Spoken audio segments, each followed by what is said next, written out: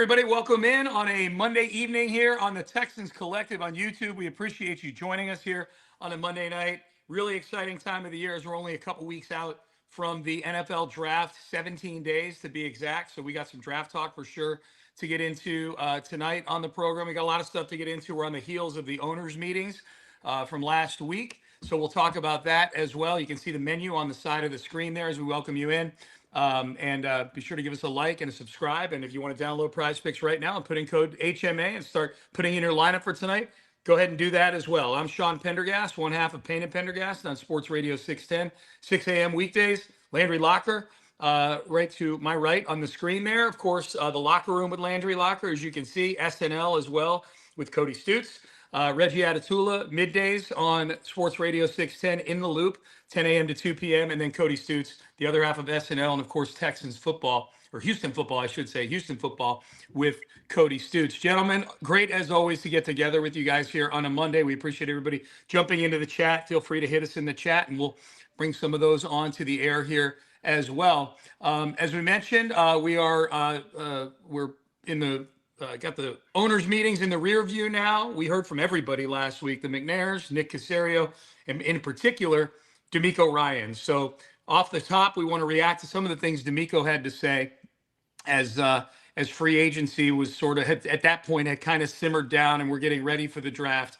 I would say that the topic that Demeco spoke upon that got the most attention was his comments on CJ Stroud. So let's take a listen, and then the four of us will react to that and a whole lot more about what Demeco Ryans had to say at the owners' meetings last week. Here was Demeco Ryans, Texans head coach, on the team's quarterback, CJ Stroud. What I've seen from CJ, the support hasn't wavered from me to CJ. I let him know that again, just reaffirm that support for him. And also, I see a guy who's dialed into the offseason, really working. The past couple off seasons, he hasn't had that full time to really, whether it was injury or other things.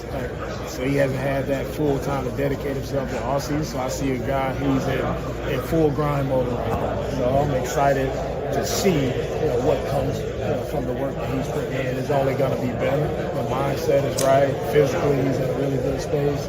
Mentally, in a really good space. So I'm excited to see him get back to work today. All right, so there you go. Texans head coach Demeco Ryans. There was one particular sentence that stood out to me in there, but I'm going to let you guys get the first crack at this one here and see if any of the three of you get it before we spin this wheel back around to me. But I thought there was it's an Easter egg hunt, literally. Yeah, it's an Easter egg, literally. Thank you. That's nice. My Easter M&Ms. I got all my little chocolates right here. My chocolates.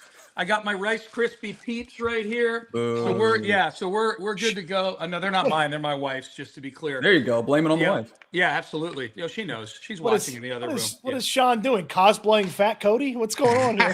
Dude, these M&Ms are gonna kill me, man. I'm telling you right now. These M&Ms are gonna kill me. But let's take it around the horn here on what Demeco Ryans just had to say about CJ Stroud. Yeah, I think it's interesting. So you're telling me that all the time that you kind of gaslit us and kind of treated us like weirdos for worrying about the shoulder. Maybe it was something. I think it's just kind of weird, honestly. Like I'm not sitting here saying whether it's true or not. I just think it's weird that he didn't throw last year in minicamp or whatever it was. We asked him about it, and he was like so offended that we were making a big deal about it. And now after the fact, you come back and mention that maybe he had an injury that he was dealing with. So which is it? And I think it's the latest example by Demeco. And this is the one thing that I think he does at a very poor level is it's keeping it real goes wrong when it comes to injuries, because you're not doing CJ Stroud any favors by minimizing it and then bringing it up after the fact. So I know that his heart's in the right place, but between this and some of the other things, I just think it's a little bit interesting to hear. I also find it interesting, and I played this side by side on the Locker Room stream. I find it interesting when you hear him talk about Will Anderson and then you hear him talk about CJ Stroud during the local. It's Will Anderson does everything perfect. He does everything that we want him to do and all this. And then you hear CJ, well, he's a young quarterback. He's older than Will Anderson by a month, my friend, and they were drafted at the same time. So I think that's kind of – it's not anything that's not something that we already know, but I think it's just kind of a good representation of kind of where they're at when it comes to CJ.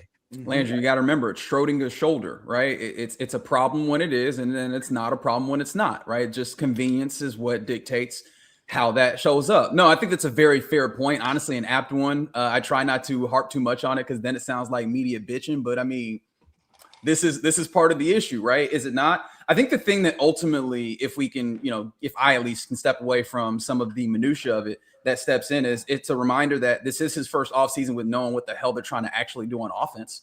Like that is worthwhile. This is his first time where you can take the entirety of an offseason to get into an offense that they actually know what they're trying to do. Because last year, as much as they can say that, hey, you had Nick Caley in by this time, they didn't know what the hell they wanted to do. I'm not sure that they knew what they wanted to do by week 12, really, right? Like this was some level of finding out in year one.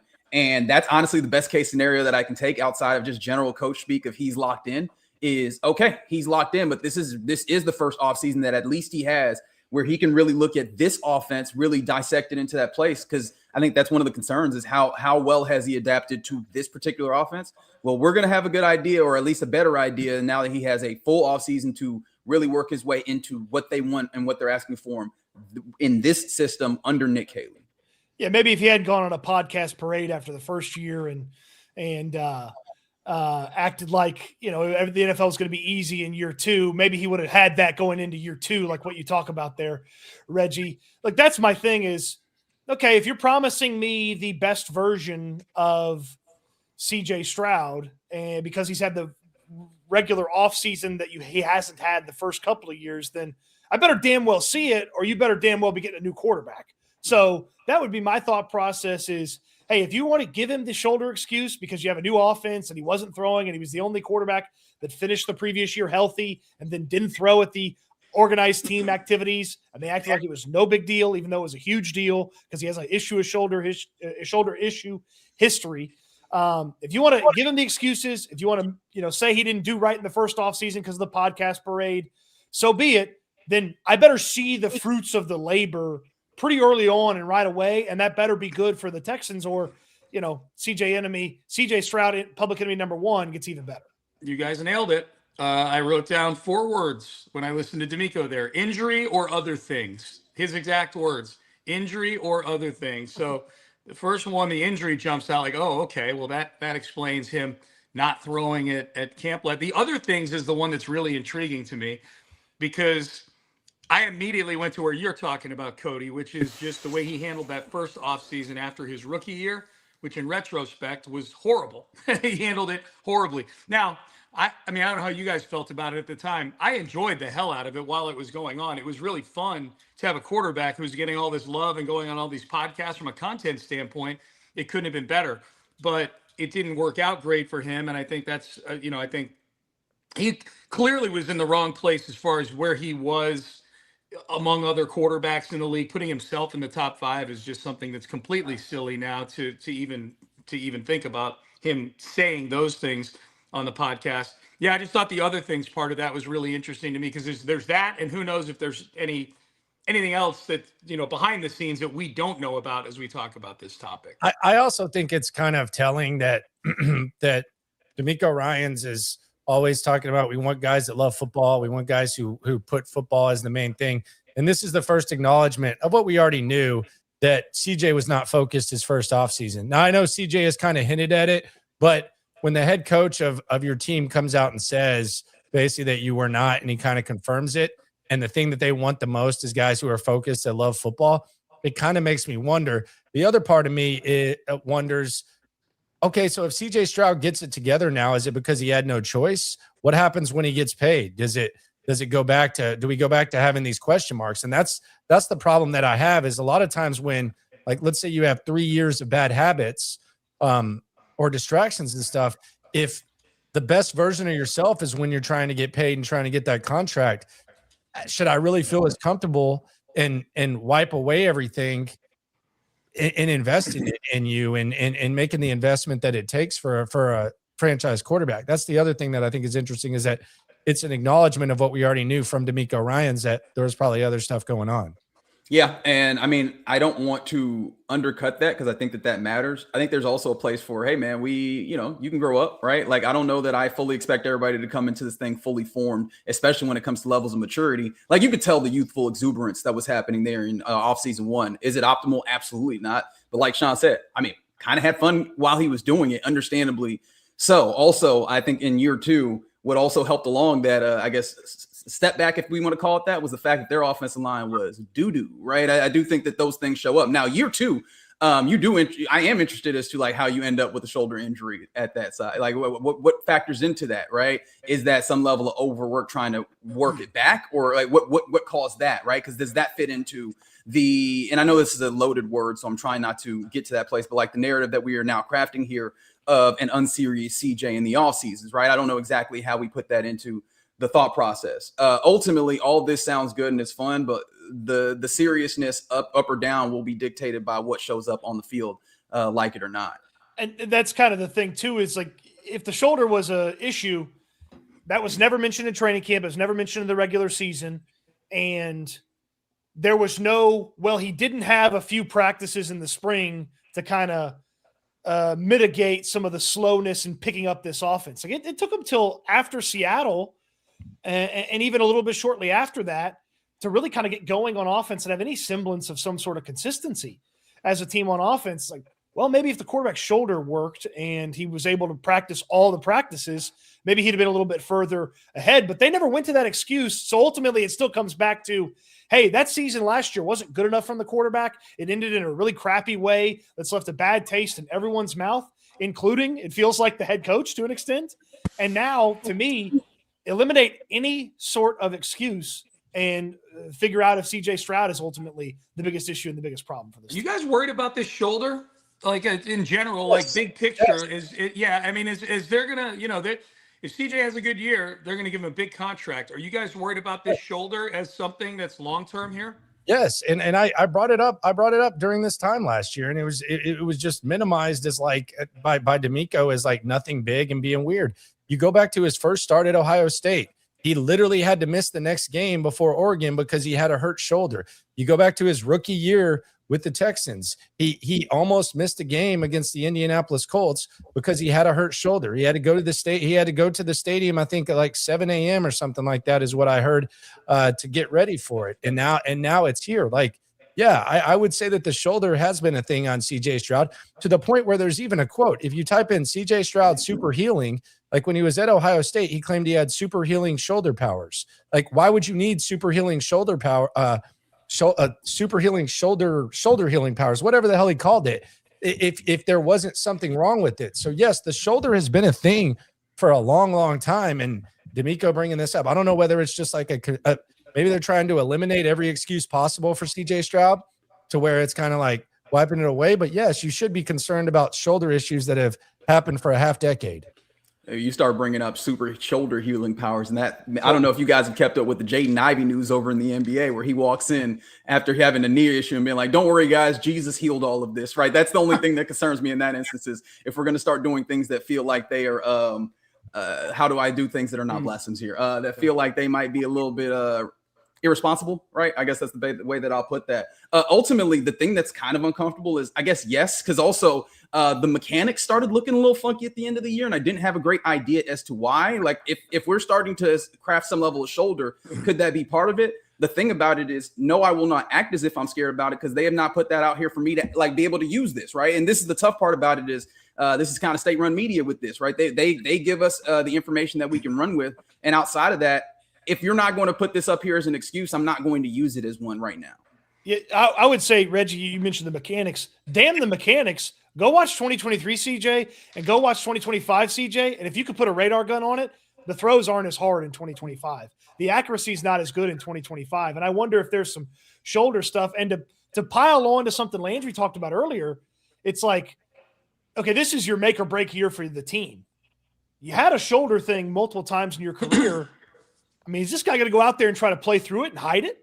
Like, if he has a shoulder issue and he's like, I got to get paid, I got to perform, is he going to try to go out there with a bum shoulder, cost you a couple of games in the middle of the year, then take a seat when, hey, maybe a healthy Davis could have got that thing done for you because you just run the ball, ride the defense, and hope for the best? Like, that's another element too. Like, if this shoulder thing pops back up and it lingers, then CJ Stroud wouldn't and probably shouldn't be forthcoming with the team. He should try to play through it and try to make it happen and get paid.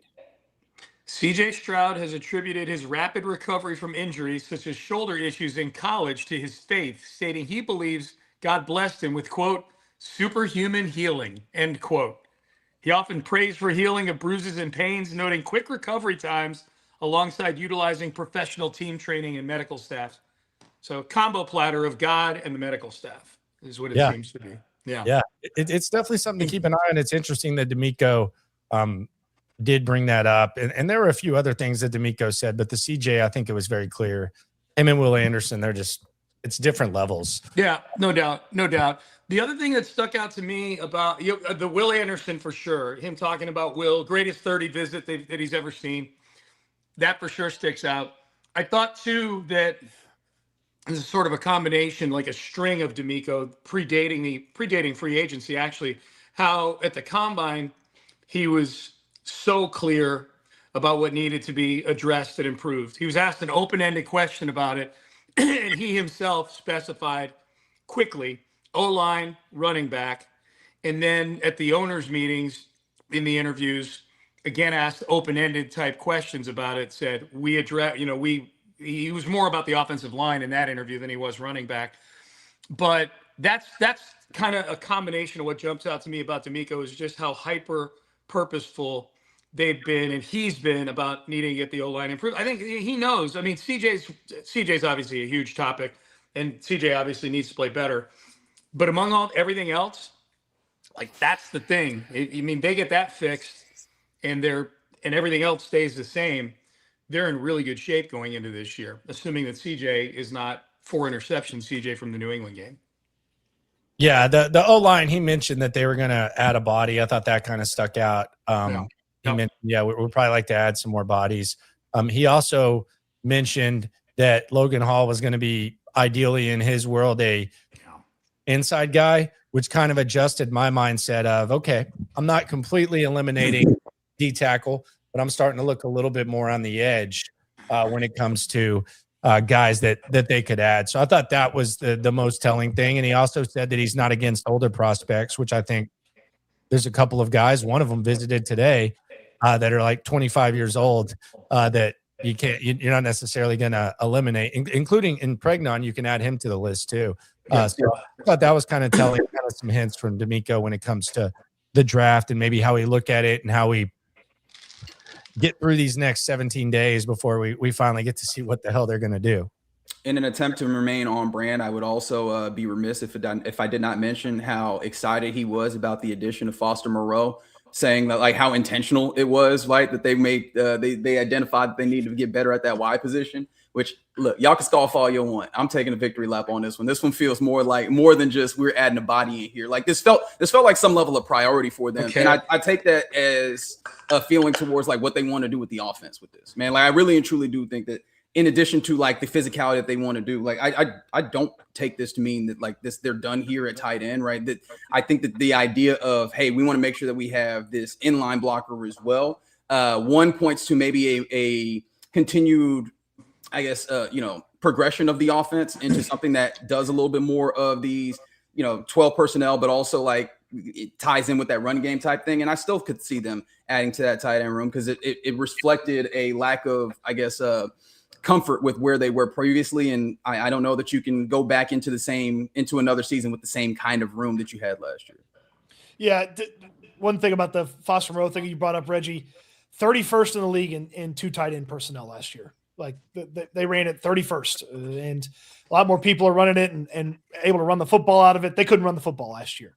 And that was, partly the offensive lines, partly the running backs, and partly the offense coordinator. That's all got to be better. And if they can't run the football, they're going to be kind of sitting ducks again here this year, and a team that kind of cobbles it together enough, hopefully each week, for their defense to take care of business. Sometimes what Demeco doesn't say, or a lack of volume of words on players, is always interesting. Asked about Brevin Jordan and Cade Stover. Hey, just show up healthy and let's see what happens. Is essentially what he said. And then asked about Jalen Smith, who, we've talked on this show about the cornerback spot behind Lassiter and Derek Stingley. Yeah, should be healthy. Like, he famously had about 20 words to say about Bobby Slowick, and 5 days later, Bobby Slowick got fired. Yeah. So 15 words in the offseason about a guy, I would just think there's maybe some bodies headed to those positions in the near future, at tight end and maybe even quarterback to compete for some of those spots. Well, they had a corner in the building today, right? Emerson from Cleveland was coming back from an Achilles tear. He was in the building, right? And if they bring him back, could I interest you in a fact? Yeah. The second straight year that they brought someone in that was selected with their original draft pick by the Cleveland Browns. He was in the John Mechie trade. He was in the John Mechie trade where they put it all up. So he was selected with the original pick in the John Mechie trade. So there you go. There you go. All right. Information for you. Yeah, I like that. All right, so let's shift gears, fellas. So that closes the book on Demeco at the owners' meetings. It was I can't ever remember paying as much attention to the owners' meetings as we did this year. Cody provided a lot of good stuff while you were there. He ducked the media at the combine. All he did was talk to the NFL. He didn't want to, initially he wasn't going to go. Then he's there. Then he doesn't talk. And this is the first time this guy talked since the Monday after the Patriots game. Yep. All right. So next topic, and then we'll get to prize picks at the bottom of the hour. So let's stay with CJ Stroud for a minute here. CJ, it's a big offseason for him. I don't think he's going to get a contract, but he's looking for a new contract. What are in your guys' minds, what are the biggest either obstacles or things that CJ needs to address or things that the team needs to address to maximize the chances for CJ Stroud to have a successful 2026? I really think the biggest thing in CJ's way is himself. I think there's a big mental element to CJ Stroud. I think he has enough around him to win football games. It's just in the middle of seasons, it feels like he hits a wall, and you can just kind of feel him getting a little bit drained. Now this year he got hurt, and then he kind of seemed refreshed when he came back. But I think the biggest thing in CJ Stroud's way right now is whatever's going on inside his head. And I don't say that to be sarcastic. I don't say that to be insensitive to it. It just feels like there's a lot going on there. And when the coach comes out and admits that maybe you haven't been completely focused and all that, and then we see what we saw the last two games, I think the biggest obstacle in front of CJ Stroud, you want to make the team better around him. That's obvious. But I think he's the biggest obstacle. He has to overcome himself and whatever's going on inside his head. I mean, and to double down on that, right? When we go back to Demeco Ryans talking at the at league meetings, he talks about the change at quarterback, saying Gerard Johnson, did a good job. But basically, they did it to kind of be able to get in a matter of saying, like, to be able to get to CJ Stroud again. We're pointing to, hey, CJ, this starts with you. Like, this is ultimately on you, big dog. And I don't know that they have been like picture perfect in the way that they've addressed everything, but they have done things to address all these things. And a solid quarterback should be able to give you significant results with what they have right now. Talk less of what they add in the draft or what other things that they add in addition. If we're not going to talk about the offensive coordinator and what he brings to the table, which I mean, obviously is part of this, I think CJ Stroud very much managing to take what is created for you. And then also there's some level of, hey, we also want to see you be able to create on top of whatever the foundation of this is, which it felt like we didn't have as much of last year. And honestly, in a way, it felt like him straining for it with some of the issues late in the season as well. So finding the right ways within this offense to do what's necessary within it, but then also find the places where you can elevate it and not work too far out of structure to where you break it down. And for me, I don't have an excuse for CJ Stroud right now. We might find one later. Like, we might find out Nick Caley's a bumbling idiot as an offensive coordinator and it's not good enough. We might find out that Wyatt Teller and Braden Smith are washed. David Montgomery's not any good anymore. We might find those things out. But today, as we're sitting here on April 6th, I don't have any excuses for CJ Stroud. Go out there and take care of business. The O-line's better than it was when the season ended. The rushing attack's better or should be better than when the season ended. They kept the same offense for you, and they very easily could have blown that guy out and tried to do something different. And I don't see a hurdle that he needs to overcome. They're changing quarterbacks coaches for you. Like, go out there and make it happen. We might find out that one of these things wasn't good enough, but even then, go look around the league. Good quarterbacks all the time overcome stuff that is tough for them to deal with. I mean, go overcome it. I don't have any excuses for you, CJ. I kind of lean towards Landry. It's the enemy for CJ. The thing that's in his way is the guy in the mirror. Yeah. Continuity and comfort with his receiving core as well. Don't forget that as well. You know what? Really put some workouts together then, buddy. Like, get him out there to California or Arizona or wherever the hell you do. I'm with you. I was saying that's another positive in for him. Yeah. The thing that annoys me is this whole well, CJ has the team support. What's it like to when he gets asked, well, what's it like to have the support of your teammates? Come on, man. Who cares? It's very rare that we hear a team just crap on a quarterback. So he has the support of his team. Who cares? At this point, you got to figure it out for yourself. You don't need the coddling. You don't need anything like that. He's got to figure it out himself.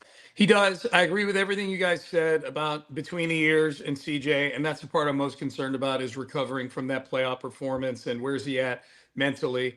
I guess just that, try to go add one thing or go a different direction than what we said so far. They clearly have made an effort in the guys they've acquired to upgrade the run game, to try to become a more physical football team. I think that's been the theme with every pickup that they've made on both sides of the football is to increase or improve the physicality of the football team, but especially along the offensive line. It's got to come to fruition. I do think if we're looking at things that CJ, doesn't have as much control over as he does his mental state, the moves they've made on the offensive line to run the football and David Montgomery and what he means to that, and Woody Marks maybe in a role that's he was, more suited to, or what he was drafted to do. Those things all need to come to fruition. CJ's been operating with a run game that's been near the bottom of the league all 3 years. Other than the year that Joe Mixon was putting a cape on for 12 weeks out of the season and turning chicken shit into okay chicken salad. It's been a bottom third of the league run game for most of the time CJ's been there. That's not his fault. So I would say that's, the question is what's standing in CJ Stroud's way. They got to be able to run the football, and especially, short yardage situations down in the deep part of the red zone, in third and fourth and short, in between the 20s. They've got to be better at those things to keep drives alive and things like that. So other than the CJ mental part, which I agree with you guys, that's the big concern for me. Just to add one more thing to it, I would say a team thing would be to run the football better. And my fear is, and this goes back to the Kaylee thing that we've mentioned, that we acknowledge is still a big question mark, is it scares me a lot of times when a coaching staff comes out and says they want to run the football, because not only do you need to run the football, ideally, you also need to adjust if you can. And that's the nightmare that I have with I think O'Brien kind of fell victim to it every once in a while, but the other thing is I think Demeco kind of meddles a little bit more with the offense than they probably want you to know, where he kind of says, hey, we need to run this, or we need to run this play, or get me a yard or something like that. They also need to, if they can't run the ball, they need to be able to adjust to that. I think square peg round hole was the theme that they used when Nick Caley was hired, and at times it kind of feels like they're kind of trying to fit a square peg into a round hole. Yeah. All right, boys. Do we want to tell the folks about Prize Picks and get on board? We got a national championship game that's starting up here in less than 2 hours. Let's tell the folks about Prize Picks. What's with them with the start time, Landry? Why have they not adjusted this ridiculous start time that they've had for the last however long? What time does it tip off? I just said less than 2 hours just to be conservative. 7:50, so 8:50 East Coast. Yeah, that's crazy. Yeah, I don't get it. Yeah. Wow. Well, you know what? That gives you plenty of time to get signed up at Prize That's right. Yeah. When you get signed up, use that link in the description and use the code HMA when you get signed up. You play your first $5, you get $50 in lineups instantly added to your account. And Prize Picks is very easy and very fun. All you have to do is you go in there and you're more or less on given stats. Points, rebounds, assists, just assists. And we'll put an entry together right now here on the show. Gentlemen, who wants to go first? Anybody got a pick for this national championship game that they feel strongly about? I do. I'm going with the hero of the last couple of games with the big 3-pointers late. I'm going Braden Mullins more than, I think it's 12 is the number. There you go. There's the first piece of it for us, Sean, with Braylon Mullins. Yep. Landry, what do you got for us? Braylon, not Braden. Sorry, Braylon Mullins. I'm going with the guy that's played 755 games for UConn, Alex Caravan, and I'm going to take more than points, rebounds, and assists. It's right there, 20.5. If you can't do this on the last hoorah, then what the heck are you doing? So more than 20.5 from Caravan. Oh, so y'all are both going with UConn guys. Look, give me the team that's just been putting up 90 points consistently. But funny enough, I will not go points wise. I'm going actually rebounds and assists on Elliot Cadeau. He's a guard who's been obviously helping set people up, but kind of a nice rebounder as well. I think that's been something that Michigan's done really well. I think that 10 is easy money. I'm going to be on the Wolverine side of this too, and I'm sticking with kind of what Reggie's got going on. Yaxel, what a name! What a name! We're adding him to the equation. You're not afraid of the ankle little? A little bit, but that's why we got the little the lower number than little green. They call that a green goblin, Cody, is what they call that. Yeah. Well, I don't want to be the one piece of the collective that doesn't get us a W. So here you have it: Braylon Mullins, Caravan, Cadeau, and Yaxel. Yep. We're gonna make this a flex play, just in case. 10 to win 50 here on our entry here. With Prize Picks, it's that easy. You can put your first 5 in there and have your lineup right there. Play that first 5, you get $50 in lineups headed your way. Here you go. Here's that lineup for you right there on Prize Picks. Yeah. Hit the link in the description down below, and of course, use the code HMA when you get signed up here with our friends. You don't even need to win the lineup. You get the 50 either way. You can go over and you still get the 50 spot. It's nice. There you go. So it's play your first 5, get 50. Use the code HMA when you get signed up with our friends at Prize Boom. Picks. There it is. All right, Prize Picks. We thank Prize Picks for sponsoring the show.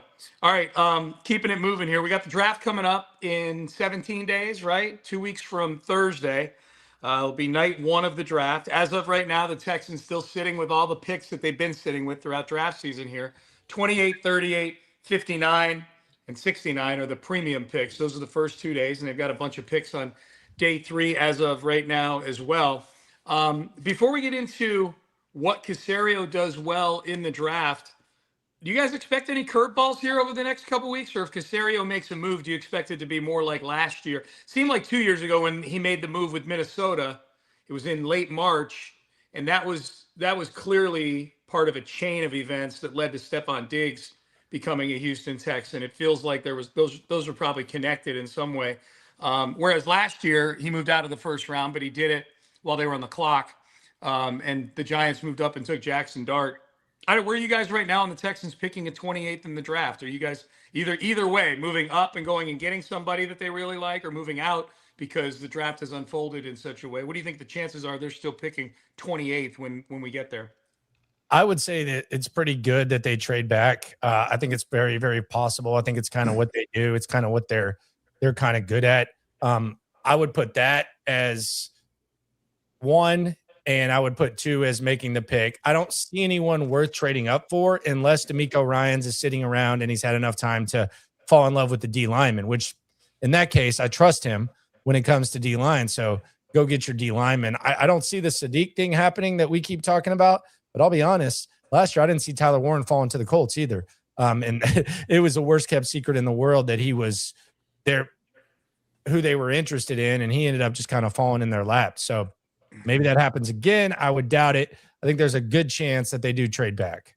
Yeah, I vacillate back and forth. It feels like there's the opportunity for Nick Caserio to be the wildest version of himself. And if he's locked in and if his staff has done the work, liking to do, but it's fair, right? If we're going to talk about, and maybe I'm stepping a little bit out of line, what Caserio does well is get value in the draft. So it feels like that would be the opportunity, especially in a draft where it feels like it's a rich draft talent rich second round type area as well. I could see them doing something where they get some more value out of that too. Well, he's made 9 draft picks for 4 straight drafts. They have 8 draft picks right now. So if he stands to, keep the mojo going, he's going to need to add a pick at some point. I just feel like if they get to 28, there's a really good chance that the way that they talk about the draft, the way they think about the draft, when they talk about these player stacks, that they might have guys missing from that first stack and a lot of guys in that second stack. They're only a handful of picks away. They feel like, hey, we're open for offers in case someone really wants to make a big move, or maybe the Jets, the Cardinals, one of those teams wants to make a little bit of a small jump and go get a quarterback at the back end of the first round. I feel very strongly that they're going to move around a lot in this draft, because that long wait between the start of the third round and where they pick in the fourth round, I just feel like there's a really good chance. We saw it last year. They moved up, 5 spots for Jalen Smith? And I know that wasn't fourth to third, but they jettisoned a fifth to make that happen. They just get antsy, and they really like guys, especially latter part of the third round. It feels like they would take a swing. So I think they're going to be moving around, and moving out of that first pick feels to me like something that allows them to continuously move around throughout day 2. Yeah, those day 3 picks for Nick are just as much about the greasing the skids to move around in the first 2 days as they are actually taking players. So I'm with you. I'm with you on that. I mean, I said this at this time a year ago. I was saying it on Payne and Pendergast that the Texans should be keeping as close an eye on Jackson Dart as the teams that actually need quarterbacks, because that's what makes them open for business. It was 25 last year. This year it's 28. I'd say the same thing about Ty Simpson. If Ty Simpson starts to drop and you're a Texan fan who's of mind that you'd like to stockpile some picks like they did last year, that's what you should be rooting for. They're starting to enter a stage here, guys, where they're going to pay Will Anderson. Who knows what happens with CJ Stroud down the road? We know that they're not shy about paying or maybe even overpaying some of the guys that are already in the building that are vets. And they've got guys that are going to deserve second contracts coming up here soon because they've drafted pretty well at certain positions, which I know we'll talk about here in a second. These draft picks represent cheap labor. They need inexpensive guys on the roster too to balance out some of what's going to be start to be a bit more of a top heavy roster when it comes to the top 10 or 12 guys getting paid. You see kind of teams like Detroit, teams like the Rams, teams like, go on and on about Eagles are a team. Yeah. And we know how they, not to get too deep into the wormhole, but how they utilize everything that's available to them cap wise to do all these things. I thought that was an interesting thing that Cal McNair said in his interview. I think it was with Jonathan Alexander of the Chronicle, that Nick's got a lot of mechanisms, I'm paraphrasing here, but he's got a lot of clubs in his bag, so to speak, to go make these things happen cap wise. But I think one of those things is you got to be really good at drafting, and you need a supplement of young players. So I think, they get 8 picks now. If I had to guess, if I had to go over under on number of players they walk away from this draft with, I would go over on 8, not under on 8, and they stockpile some picks maybe in the later rounds. So that would seem to indicate that I'm of the trade out of the first round school of thought. Well, and if you move back far enough from 28, yeah, you'd probably pick up some 27 draft capital. They don't currently have any additional draft capital. Yep. And Casario's basically operated his entire general manager career with additional draft capital. With surplus, yes. Yeah. So picking up something in 27 by moving around here in 26 is certainly on the table too. Yeah, no question. No, so with that in mind, let's take a look at the totality here, of the really 5 drafts.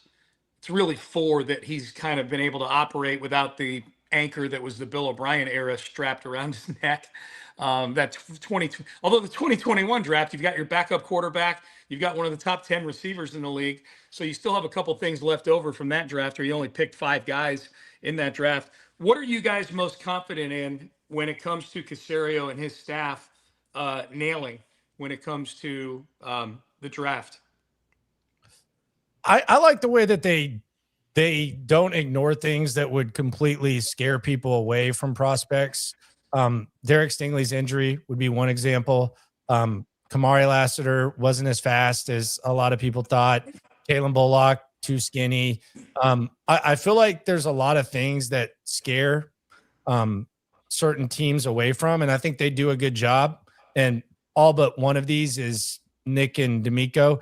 They do a good job of like not taking something that might make people just completely shy away from a prospect, and still have a willingness to be able to bring that guy in and get the most out of him. I think it's simple, and it kind of taps into a weird place. And I don't even know if it's like, hey, they get the super most out of this.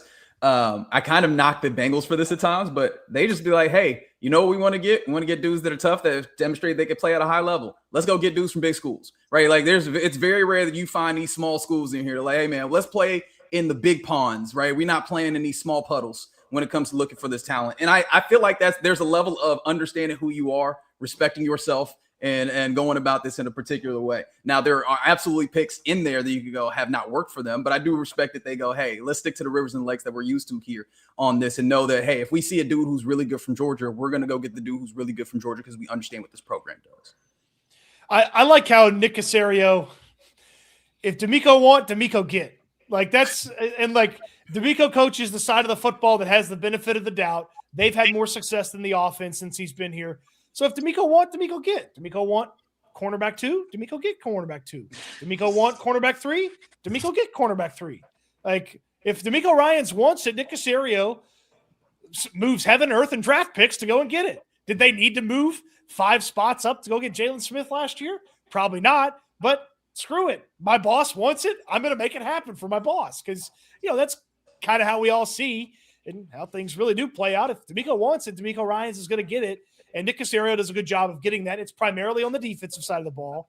And there's a lot of benefit of the doubt. I mean, if they're drafted a defensive player, and then especially in this draft where I really like some of these defenders, if they're drafted a defensive player, I have high hopes and high expectations for that guy because it comes with the cosign on the side of the football that knows what they're doing and has known what they're doing since the moment Demeco Ryan stepped in the building. I love that you have Nick Caserio as the dude going to the store with his pregnant wife back at the house. Like, oh, I want this. All right, no problem. You got it. It's coming back. I like it. I just don't. This kind of plays into what you're talking about, Reggie. Like, I like. He just doesn't. He doesn't get too cute with it. Like he's not. He's drafting big schools, big conferences, coaches.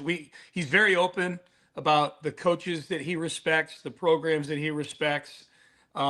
He's very purposeful about. I think when he sees guys or pockets of guys moving, and we want one of those guys, he'll go and get it. Sometimes he'll overpay a little bit to do that. So that's, that's part of the deal. But I don't think he messes around. Like, I think he's pretty purposeful with what he does. So I like that. And everybody talks about the offensive line, and rightfully so. He's not done a good job drafting at the high levels of the offensive line. Picked one every year in the first 2 rounds, and it's only now started to work out with Ariante Ursary. So they've obviously got to be better at that. 4 is not a huge sample size. Hopefully this is something that they've learned and improved from. But it's hard to argue with the other positions outside of offensive line that he's largely done a pretty good job, especially on the defensive side of the ball, drafting, and especially in the secondary. So those would be my things for Nick Caserio. We have a super chat over there, Cody. Yep. Do we want to hit that before we get to draft crushes here? Let's do it.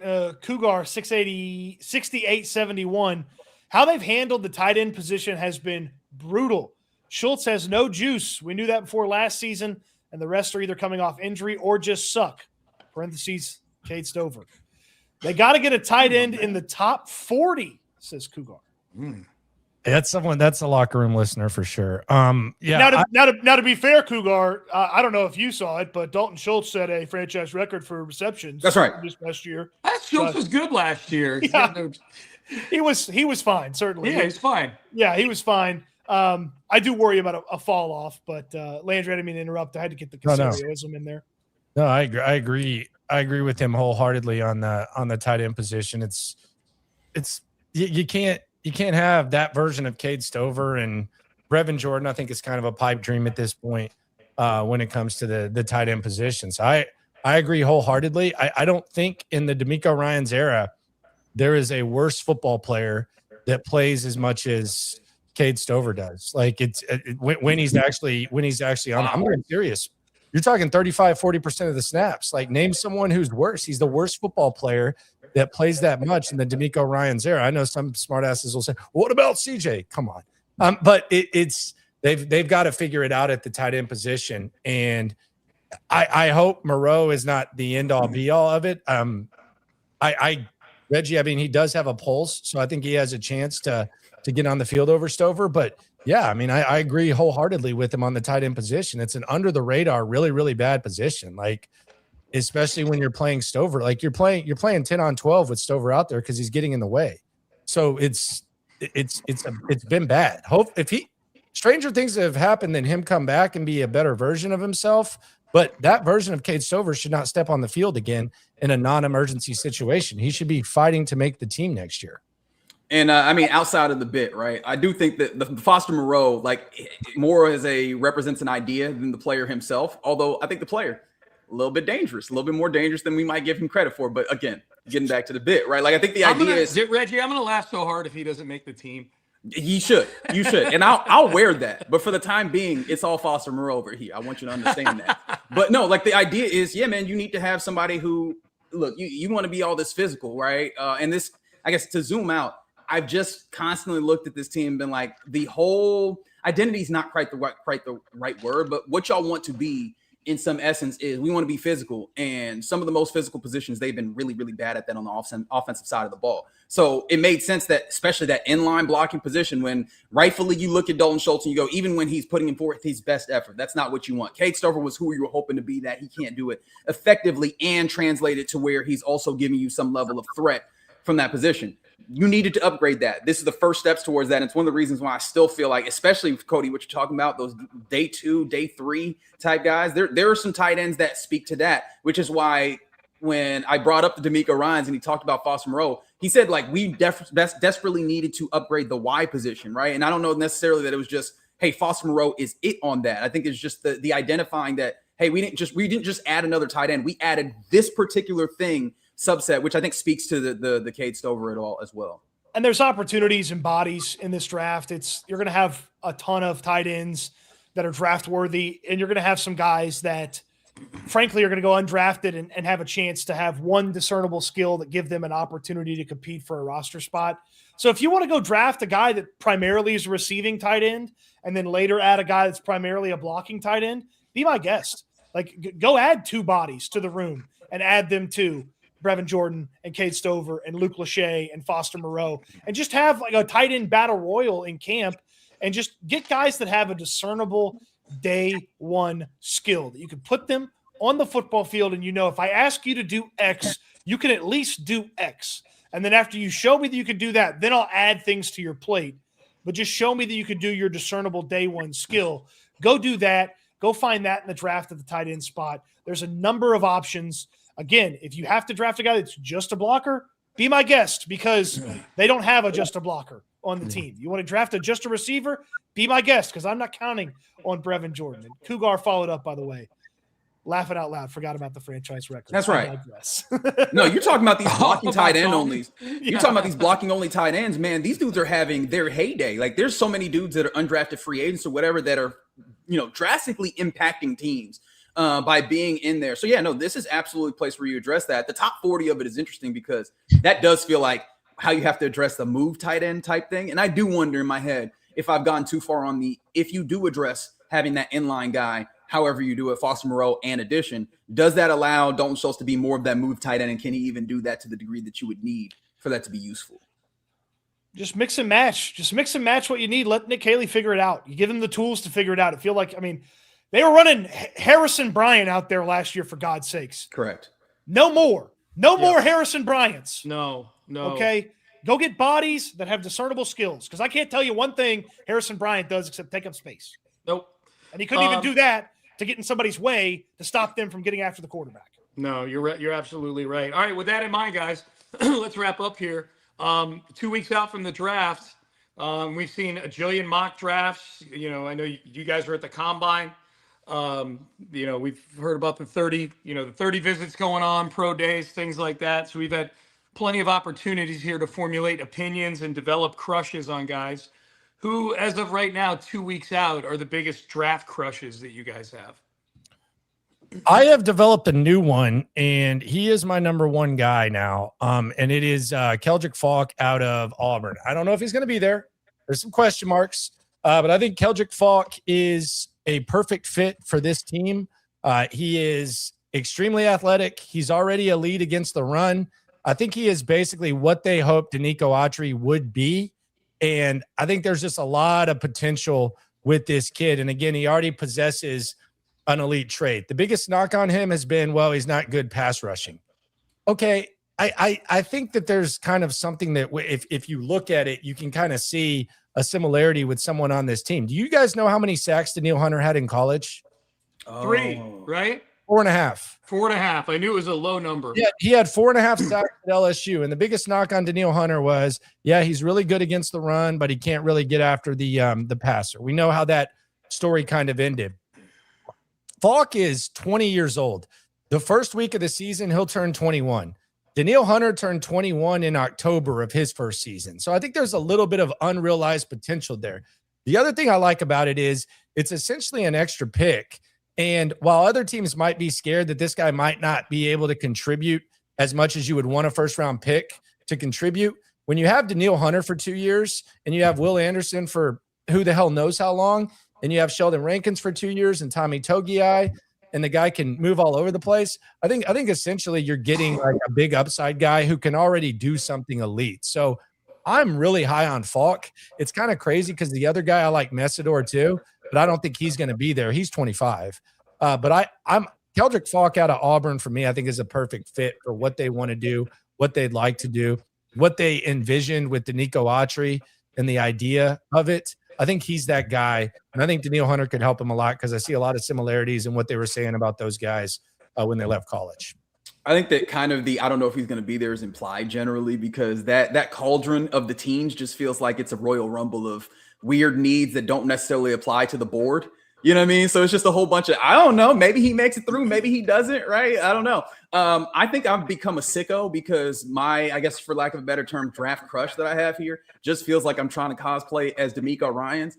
And if that's the case, sign me up for big school dude who's really smart at playing linebacker, CJ Allen. You know what I mean? Like dude who is smart, who, yes, is a floor raiser. I don't know if he has as much of an upside as someone like an Anthony Hill Jr.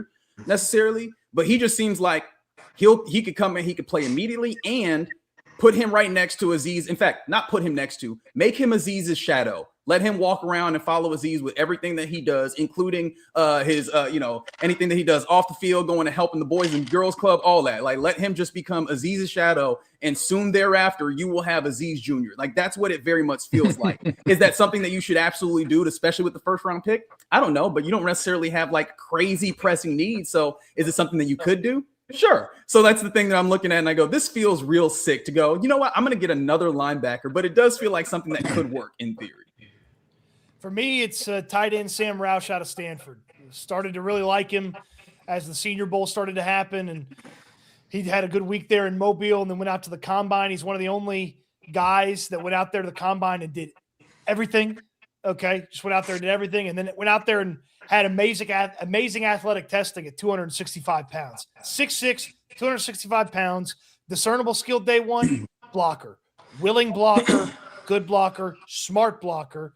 There's going to be some draft genius who's going to say, well, his arms are really short. Cool. Go watch him kick everybody's ass for all those seasons that he was at Stanford and go displace other human beings. And I understand his arms might be a little shorter. It wasn't an issue for him.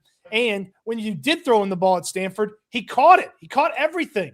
Okay. And they could barely move the ball on offense while he was there at Stanford. There's some untapped potential to this guy in both ways, but a discernible day one skill from Sam Roush at Stanford is he can block for you. Go out there and let him block. Where's he going in mock drafts, Cody?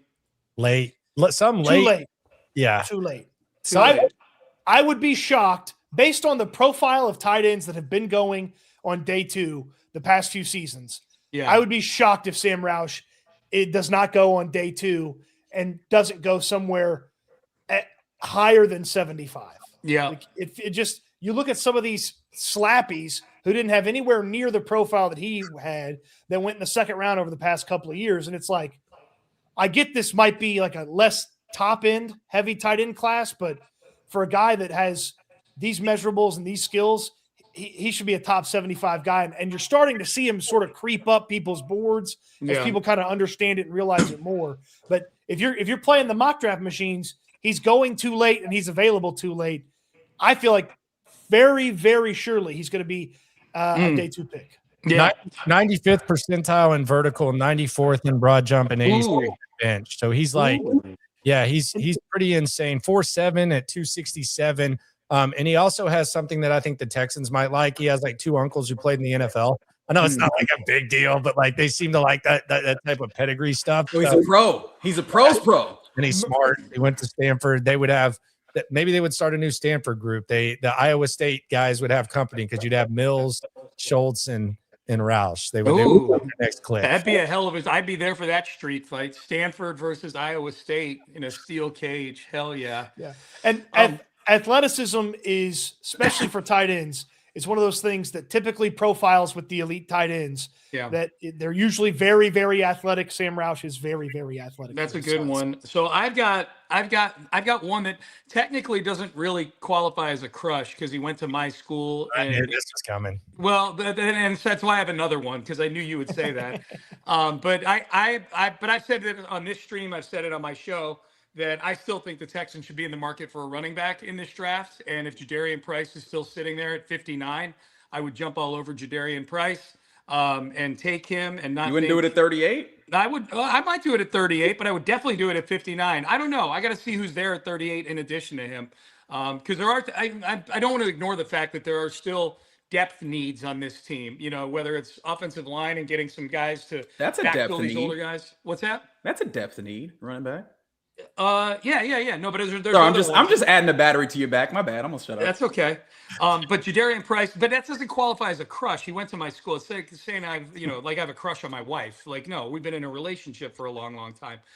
I would say this is one that John Harris got me into when we had him on the other day to talk about his mock draft on Football Takeover. He's got the Texans taking Malachi Lawrence from UCF in the second round, the edge rusher out of UCF. And I went and watched after we got done talking to Johnny. I went and watched some cut-ups of him. He is twitchy. He is fast. He's got a lot of Will Anderson type traits. That is one. I think that they're going to need to start planning at these positions where they've got older guys under big contracts. And this, he would serve the purpose. And I don't know if you take him at 28, but I think Johnny had him at 38. Johnny had the Texans trading up to get Kenyon Sadiq, which would be super exciting on the day of the draft, trading up to 18 and taking Sadiq with the 18th pick and, trading him I think it's Minnesota they'd be trading with. So they've done business with Minnesota before, trading like a 4th and a 7th next year or something like that to move up and get Sadiq. That would be super fun. Sadiq is a crush of mine, but he's a mid-first round pick. Like these crushes, I think of more as guys that are going to be there 28 or 38. Or in the case of you, Cody, with yours, day 2 or day 3 even. The Malachi Lawrence, Johnny, I'm easily sold to. And Johnny sold me on the Malachi Lawrence concept. And I think for me, I don't know if Johnny brought this up when he was talking to us on the show about it on Payne and Pendergast, but there, some of these positions, they're going to need to start, they're going to need a post-Daniil Hunter plan at edge rusher that still brings a high level of play to that position. There's other positions, Azeez Al-Shaair is going to start to get to be an older player. I think that's where linebacker comes in. They need a post-Azeez plan of attack, that kind of thing. So that's mine. I got when Johnny brought his name up, I've obviously watched a couple UCF games this year, but I went and watched, all the scouting cut-ups on him, and I was smitten. I was swiping left or swiping right or whichever direction I'm supposed to swipe on these crushes. Swiping aimlessly, just I was swiping all over. until Malachi said yes. Yeah. I was hammering him until he said yes. So that's mine. I'm excited for this draft, man. It's fun when you got a team that's got a ton of draft capital like this. But also scary because they could do any old thing. Yep, no doubt. All right, boys. Well, that was fun as always. Enjoyed that. A reminder to everybody: new user code for Prize Picks. It's HMA. It's not Texans anymore. It's HMA. That gets you your $50 in bonus lineups just for playing a $5 lineup. You don't even need to win. We gave you our lineup a little bit earlier for tonight's national championship game between Michigan and UConn. We remind everybody, give us a like, give us a subscribe, tell a friend. This is the time of year, draft time. We're going to be back next Monday, the following Monday, and we are getting you ready for the ramp up here to what is going to be a very, very important draft for the Houston Texans. Landry, are you on tonight at 10:30? 10:30. I'm going to get more into this crush. I'm going to talk about some visits they had today. One of them might actually change the way that you look at the whole depth chart. Kind of under the radar type of thing. So we'll get into that for sure. Good deal. Yeah, the locker room with Landry Locker. You get him 10 o'clock or 10:30 tonight, I should say. Do you guys have a pizza trip coming up here pretty soon? We do. We have one coming up in a couple of weeks, and then we have our draft party that has been said. It's at Dave and Buster's Friendswood. So we got nice. a partnership going with Dave and Buster's Friendswood the Saturday of the draft. Oh, Yes. fun. That'll be great. That'll be awesome. April 25th, starting 11 a.m. We'll be hanging out with you watching the draft. So everybody's welcome. Come on out. That'll be cool. That'll be really, really cool. So the locker room with Landry Locker, you can get Reggie tomorrow morning, 10 a.m. on In the Loop on Sports Radio 610. And of course, Cody, Houston Football with Cody Stoops. Landry and Cody do a great job with SNL as well. Cody, you got anything coming up you want to tease? Well, I had a defensive end for every round of the draft on Houston Football recently. So while we were talking about defensive ends, a player for each round, somebody the Texans could potentially draft at that position in every round of the draft. Was Malachi Lawrence on there? Malachi Lawrence was not on there. Okay, well, fuck you then, Cody. All right. Whoa. That's my crush. Well, your I'm just crush kidding. is ugly. Yeah, I have a type. I have a fetish. All right. Fellas, we are done. We are out of time. Enjoyed it as always. Appreciate everybody tuning in, jumping in on the chat, and hanging out with us here on a Monday night. We'll be back. I'll be back 6 a.m. tomorrow on Payne and Pendergast. We'll be back here on this stream next week on Monday night at 6 p.m. Thanks to Prize Picks, as always, for sponsoring this stream. And as we go watch some sports on TV, I say end stream.